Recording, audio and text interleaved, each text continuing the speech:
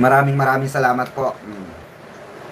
Kasi mga kababayan, kung updated kayo, kung updated po kayo sa nangyayari sa social media ngayon, especially sa Facebook, sa TikTok, ay marami pong nagpo-post ngayon, na di umano sana raw hindi pumayag ang ating mahal na Pangulong Bongbong Marcos. Saan po? Sa hinihingi di umano ng kampo ni Sara Lustay Duterte sa closed door meeting. Nako po, yan ang tatalakayin natin mga kababayan. Pero mag-shoutout muna tayo, ayan. Shoutout po sa Cereza First Family natin, ayan.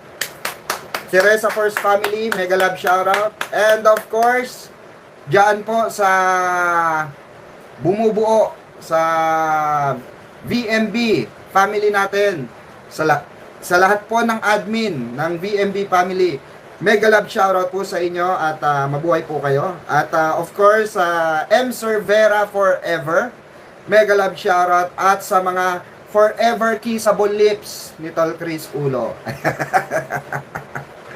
Mega love shoutout po sa inyo at sa lahat ng mga subscribers natin, followers, at sa mga ibang subscriber na bago lamang at sa ating mga bagong member ng ating channel. Shoutout po sa inyo. No, maraming salamat po. Watching from Russia. Ayan. Net Vlog. Ayan, shoutout sa iyo, Net Vlog.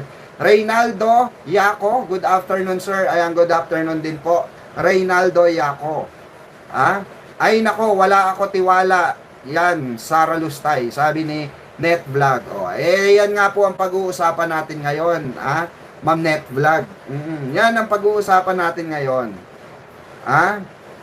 Remia Fasyolan, shout out. So, eto nga nakarating sa aming balita.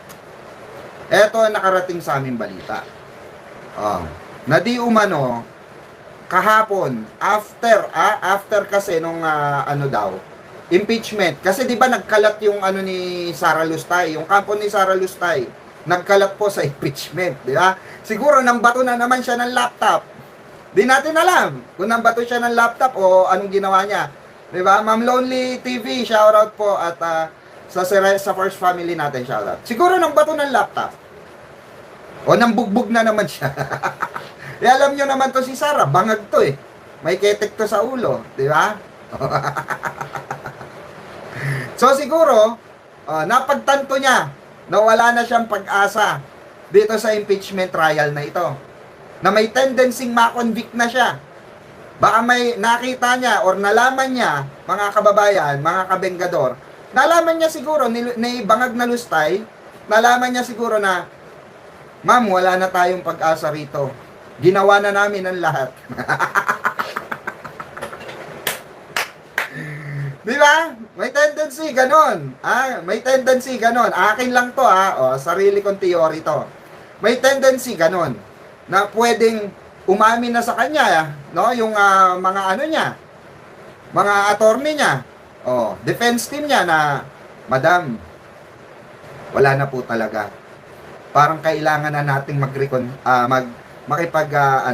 reconcile.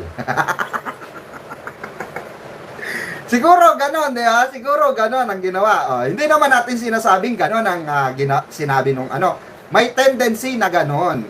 Magkaiba yun baka kasi may didilis dyan, sasabihin na naman, fake news tayo. Ito ay theory ako po, sarili kong theory ito. Kasi unang-una, kaya ako nabigyan ng theory ito, dahil nga, may kumalat may dumating na balita, na di umano ay humihingi ng closed door meeting. Itong si Sara Lustay Buday na Bangag. Yung kampo niya. Tumawag daw hello Malacanang. Hello Malacanang. Pwede po bang makahingi na schedule? Ganun daw Di ba? Ganun daw So, sabi, daw po ang office of the Vice President. ng ano sana, schedule po for Mr. President. Closed door daw po eh.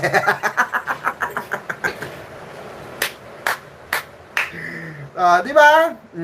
Kaya siguro, tumawag ng ganon, sa Office of the President, no? Sa opisina mismo, dahil siguro umamin na yung puta, pati si Kiray kasi, sorry Kiray pati kasi yung kamukha ni Kiray, 'di ba? Attorney na ni Sara Lustay Bangag, 'di ba? Oh. Siguro pinagtawanan natin Natawa tayo ng gusto dun sa mga attorney niya. Oh, ilang katao yung attorney niya, mga kababayan, ang dami nun. Oh. Siguro sinabi ng mga attorney, 'di ba, Ma'am Alone TV, siguro sinabi ng mga attorney, Madam, it's about time. We did our best already, 'di ba? Kasi gisang-gisa, lutong-luto na Talagang tutong na si Sara Lustay Bangag Duterte rito, mga kababayan. Lutong-luto na siya sa impeachment na nangyayari. Kaya nga, di po ba, humingi siya ng saklolo sa, sa, tawag dito, sa kataas-taasang hukom. Diba, sa Supreme Court. Na ipatigil ng Supreme Court ang impeachment. Kasi alam niya, darating sa punto, mga kababayan, na hindi niya madedepensahan sila Alejandro Pikit. Diba? Sila Andy Lim. Di ba? Sige nga, kayo nga paano? For example, kayo yung nasa posisyon ni Sara. Paano mo maipagtatanggol or paano mo masasabi totoong tao yung sila Alejandro Pikit? Sige. Di ba? Paano natin? Nakakatawa kasi yung mga pakulo nito ni Sara Buday, no? Saya never met BBM. Duterte, the great traitor. Yun na nga Ma'am Precious. Paano nila madidepensahan yun? Sakong-sako na sila. Maletang-maleta na sila. Kahon na sila dun sa mga inilatag na ebidensya ng prosecution. Kaya, napagdesisyonan siguro ng OBP na manawagan or tumawag direkta sa Office of the President upang humingi ng reconciliation. Antibay Antibay. Antibay tigasan na lang ng mukha Yun yung sinasabi natin mga kababayan Babangag-bangag ka kasi sumagot, Sara. Obvious kasi sa sarili mo, naninenervyos ka na. Kahit nga sa mga simpleng pagsagot, I don't want to answer that question. Please? I don't want to answer that question. Please? I don't want to answer that question. Kukuha siya ng mga tanong, hindi niya sasagutin. Diba? Bugok Diba? Abnormal ka, sayad, no? Isa kang vice president sa kasaysayan na nakakahiya. Sa totoo lang. Nakakahiya itong putres na ito, no? Na ang tapang-tapang noon. Pusang gala, bobo pala. Paano? Manang-mana sa tatay niyang karton na mayabang din. At punong-puno ng kabangagan ng utak. Di ba't hindi na nga natutulog si Digong? Diba? Kaya nga, humingi rin siya ng tulong kay Pangulong Bongbong Marcos na wag siyang ibigay sa ICC. Ano sabi ni Pangulong Bongbong Marcos? Kung darating ang warrant at aarestuin ka, wala na akong magagawa dun. Dahil hindi ko naman hawak yun. May jurisdiction ang ating saligang batas sa ICC pa rin. Yung Pilipinas nga lang, yung tribunal, merong yan. Diba? Imagine one day being able to deliver money Luzon, Visayas, Mindanao. Superman yarn, sabi ni Ma'am Precious. Use in the party, the confirmed funds have PSG that still have confirmation. Besides, there were only confirmed funds that were stolen. Sabi ni Ma'am Precious. Kaya nga 'di ba? Wasak na si Sara. Natural po 'yan, mga kababayan, mga kabenggador. Hihingi na lulunukin na 'yan. Lulunukin na po niya yung kanyang reputasyon dito. Yung kanyang dignidad, yung prinsipyo at pananaw niya bilang isang Duterte. Kakainin na po niya 'yan. Alang-alang, wag lang siyang makulong kasi ito ito mga kababayan. Huling alas na niya talaga si PBBM. Totoo ito. No joke. No joke.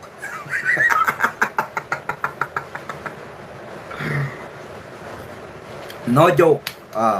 Alam nyo naman yung no joke. Kung kanino original yan. Ito kasi, yung impeachment, ito to be honest yung impeachment complaint labang kay Sara Duterte, magmula umpisa, hanggang dulo niyan, malakas po ang ebidensya. Malakas ang ebidensya. Kaya nga sabi ko nga nung nakaraan live natin, pag bumaliktad, bumaliktad itong si Bongo at si Amy, at ang Bilyar, ang iba pa, tapos ang laban. Kasi bakit po? Hindi pa pwedeng boboto sila ng tawag dito, ng yes, not acquitted. Hindi po pwede kasi bakit? Kung pinapakita ng ebidensya ng sa hukuman, yung matitibay na ebidensya na hindi na depensahan ng maayos ng defense team ni Sara, at nakita natin yung kitang-kita po natin. Sa makatuwid, 'di ba? Wala ang loyalty ng mga senador na ito. Yung reputasyon kasi nila nakasalalay. Si Robin Padilla, automatic na yan, wala na reputasyon hayop na yan. Wala na pong reputasyon yan. Kahit na mag-yes pa yan, na vote si Sara na not guilty, okay? Wala na pong kredibilidad yung tao na yan. Magmula umpisa, sinabi na niya yan. Na magiging siya, DDS forever. Sunugin man ang katawan niya, mangangamoy DDS siya. Sinabi niya yan in the front of camera. Around the world ang panood niyan. 'Di ba? So, natitira na lang talaga ni Sara rito, sila Bongo, ang Bilyar, kasi pangalan nito, yung isa, yung nanay ni Libis, si Loren, mga kababayan, wala na, hindi na babalik dito yan. Patatapusin na eleksyon yan. Bago babalik dito yan. Kala nyo ba isusuko niya ng baby spot niya? Di ba? Si Libiste nga, makananay yan eh. Sumususo pa sa yan, sa nanay niya. May something yan may something ba? Kaya hindi na uuwi yan. So, si Loren mismo hindi na makakaboto. So, ilan na lang po ang inaantay dyan. Si Bongo, si Amy, Mike Bilyar, at si Camille Bilyar. Yang apat na lang na yan ang inaantay dyan, mga kababayan. Yung mga Cayetano siblings, wala na yan. Baka 3 lang bumoto dyan ang not convicted. Kaya itong si Sara, nakaamoy na yan. Hindi tatawag yan, okay? Kasi di umano, tumawag daw sa, sa Office of the Vice President. So, eto na nga. Tuloy natin yung pag-uusap. So, may tumawag. Sa GC. Hello, eto na yung bad news na sinasabi nila. Sa DDS pala yung bad news. Bakit boss? Kaya, ano ba yan? Na may nakarating sa atin. May nakarating sa atin na di umano itong kampo, mismong opisina, yung secretary mismo ni Lustay Buday, tumawag kay Pangulo. Sabi namin, boss, anong sabi ni Pangulo? Maikipag-close door meeting daw ba siya? Eh, ito na nga. Ang sinagot daw ng Office of the President, mga kababayan, di umano ha, ay ano po, Mr. President is busy right now. Marami pong trabaho si Pangulong Bongbong Marcos. Oh. Ha? Marami pong ginagawa si Pangulong Bongbong Marcos. Yun ang sinagot ng ating bubuit. Oh. Ako sabi namin, ano pa sabi boss? Eh yun nga, kinukulit daw ang opisina ng presidente na baka pwede daw na ma-schedule kahit this week na maging available ang presidente, basta closed door daw. Wala daw ibang kasama, sila lang daw dalawa. Kaya sabi, tinanong namin, boss, yan bang information na yan, pwedeng, pwede bang ilabas yan? Pwede bang, yan? I-content yan? Ay, pwede! Pwede! Ay, palakpakan yung tenga namin, palakpakan. Oo, palakpakan yung tenga namin kasi, puta, malaking scoop to eh. Malaking scoop to. Na imagine this, yung mura ng mura kay Pangulong Bongbong Marcos, yung tumatawag sa kanyang weak leader, yung tumatawag sa kanyang bangag, naglululumuhod.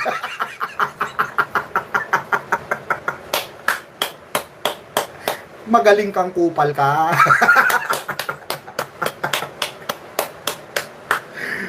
Di ba? Saan kayo nakakita ngayon, mga DDS? Putay na, yung pinagtatanggol nyo, yung pinagtatanggol nyo, mga DDS, naglululumuhod.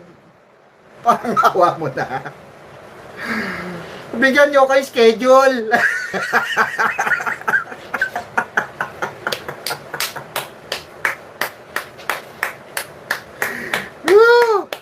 Di ba?